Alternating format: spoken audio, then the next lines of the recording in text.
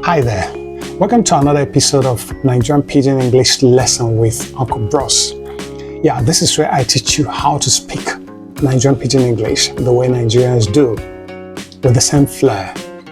Okay, so today I'm going to teach you 5 words you must master in Pidgin English for you to be able to blend with the Nigerians, for you to speak the language easily. The first one is chop. The second is craze. The third is that. The fourth is them. The fifth is they. And now I'm going to take them one after the other. The first one, which is chop, is not the chop you know in English language. When a Nigerian says chop, it doesn't mean to strike, maybe to give somebody a chop in the neck. No. Chop simply means eat. So he says, I want chop, means I want to eat. Give me food, make I chop, means give me some food, let me eat. So chop is eat. And chop can also mean enjoy. For instance, he could say, you dey chop life, means you're literally eating life, but which actually means you are enjoying life. That is the second usage of chop. The third usage of chop could also mean something mischievous, which is like, I don't chop you,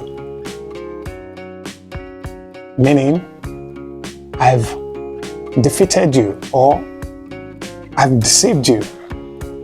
So that could be used in a playful term, in a playful way rather. So you see somebody saying, this one, I don't chop you now, I don't chop you. Meaning I've actually defeated you or I've cheated you. But it's like in a friendly way. So that is it for chop. The second word is craze. Now, in English language, you'd have something like the craze for something, used that way, the craze for something. In Nigeria, craze is simply mad. So someone could say, I be on the craze. I be on the craze. It means it's like you're going mad. The craze? Are you mad? Then the craze. It means they are crazy. Craze they worry you. It means you are crazy. So that is that for craze. So do not think when you hear craze, it means, oh, maybe the trend, some kind of trend. Oh, they're having there's this craze for some fashion. No. That is not Nigerian usage at all. Craze simply means madness.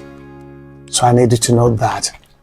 The third usage, the third word is that.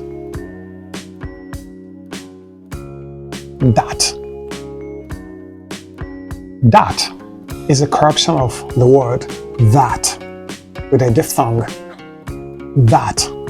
This one is that. That is Pidgin English. And someone could say, who be that? Meaning, who is that? That not the thing. Means that is the thing. You got that? That is actually that in Pidgin. And then the next one is them. them. And this can be used as they or them. If you hear someone say, na them be that. Na them be that. Na them be that. Means they are the ones. They are the ones. Na them be that.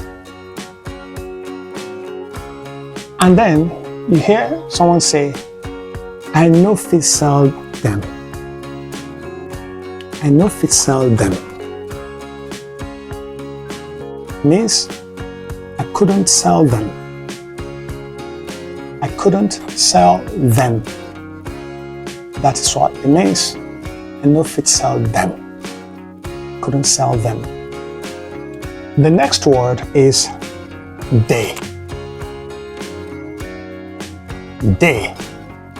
They is not the same as they or they. So a Nigerian could say, where you dey? It's simply saying, where are you? Where you dey? Where are you? You got that? And someone could say, I dey. Means, I'm okay. I dey. I'm okay. So, you could just ask after someone and say, oh, boy, how you dey? And the guy goes, I dey. I'm okay. I'm cool. That is the Nigerian language. And a bonus word here is Gree. Gree is a corruption of the word, of the English word, agree. So instead of adding the A before the Gree, we just use it as Gree. So someone could ask you, you agree? It means, do you agree? You agree? Do you agree? And someone could say, the man no one agree. The man no one agree. The man doesn't want to agree. You understand it now? The man no one agree. The man doesn't want to agree. So that is the usage for agree. And that's the lesson for today. The 5 words with an extra that you must master in Nigerian Pidgin English for you to flow like Nigerians. If you've enjoyed this, do not forget to like, share, and subscribe. And I must add that this is a platform. We also do one-on-one lessons for individuals who are interested.